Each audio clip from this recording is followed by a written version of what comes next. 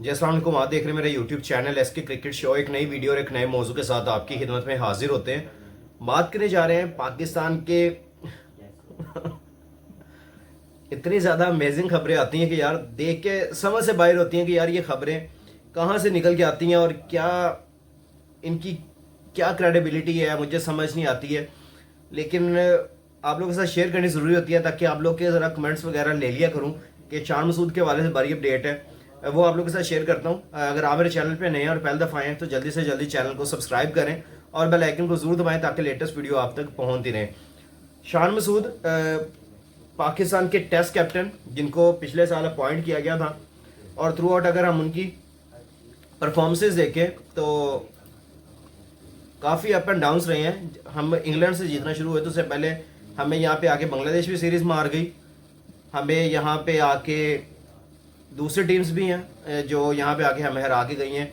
England हमें यहाँ पे 800 स्कोर बना के दे के गई थी, लेकिन थ्रू आउट फिर वहाँ से हमारा टर्निंग ट्रैक स्टार्ट हुआ और उसके बाद थ्रू आउट आपके सामने के शान मसूद वहाँ से थोड़ा जीत की तरफ वापस आए हैं।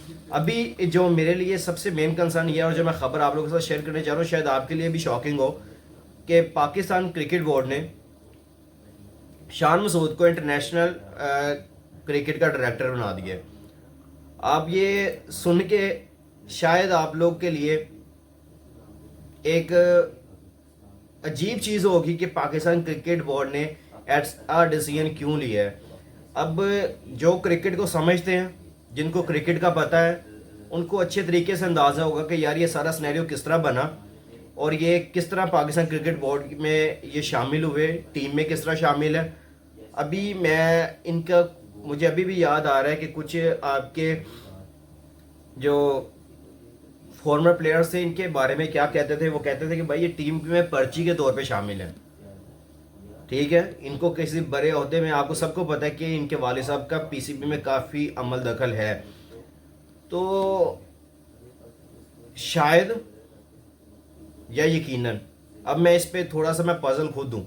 मैं आप लोग को इस पे कोई कंफर्मेशन नहीं दे सकता क्योंकि मेरे पास ये खबर नहीं है, लेकिन मुझे लगता है कि कुछ सोर्सेज इस्तेमाल हुए हैं कि शान मसूद को पीसीबी ने अपॉइंट किया है डायरेक्टर ऑफ इंटरनेशनल अफेयर्स के लिए।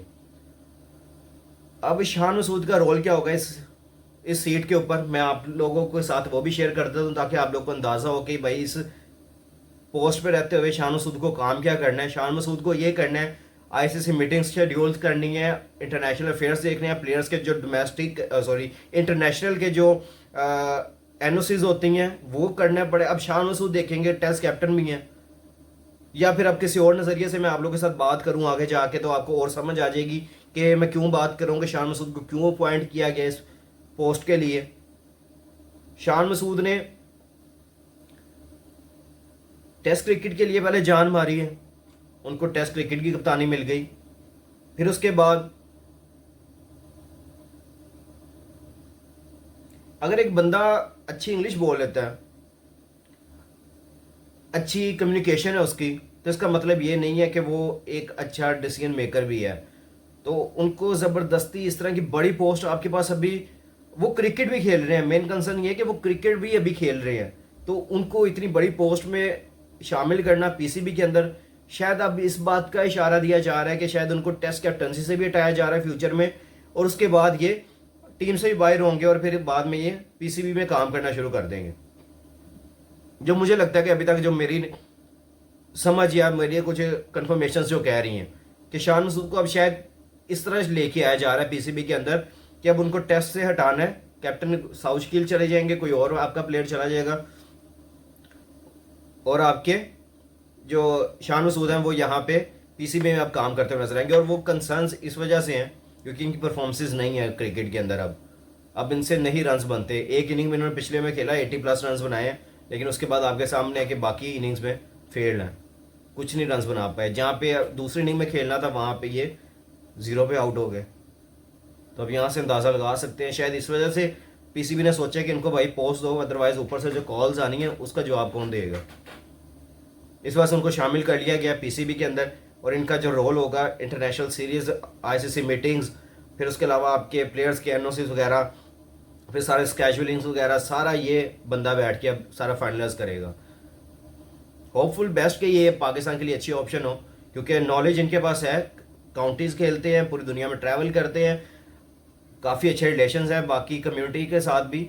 तो होपफुली कि पाकिस्तान को हाईएस्ट लेवल पे अच्छे तरीके से रिप्रेजेंट करे। इनको ये जगह मिली है उस्मान वाला की जगह पे। उस्मान वाला को इस वजह से हटाया गया था, आपको पता है कि एशिया कप के अंदर जब पाकिस्तान इंडिया का मैच हुआ था और हैंड शेक इंसिडेंट हुआ था, तो पीसीबी ने उनको फ़ौरन वहाँ से टर्मिनेट कर दिया था कि भाई आप साइड पे हो जाए, आपने इसके ऊपर कोई प्रॉपर स्टैंड नहीं लिया है। तो उनको हटाने के बाद फिर दोबारा उनको पॉइंट किया गया था, दोबारा से उनको कहा कि आप काम करें, लेकिन अब आज खबर आती है कि इनको फिर दोबारा से हटा के अब शान मसूद को पॉइंट कर दिया था। हालांकि और बड़े नाम इस दौर में शामिल थे, इसमें नाम आ रहा था अब्दुल रज़ाक साहब का भी नाम आ रहा था, इसमें नाम आ रहा था आपके मिसबाह हक साहब का नाम आ रहा था, बड़े बड़े क्रिकेटर्स के नाम आ रहे थे, जो आपके एस क्रिकेटर्स हैं उनके नाम आ रहे थे, लेकिन उन सबको साइडलाइन करके शान मसूद का नाम, जो कि मेरे लिए शॉकिंग है कि यार या तो वो क्रिकेट छोड़ दें।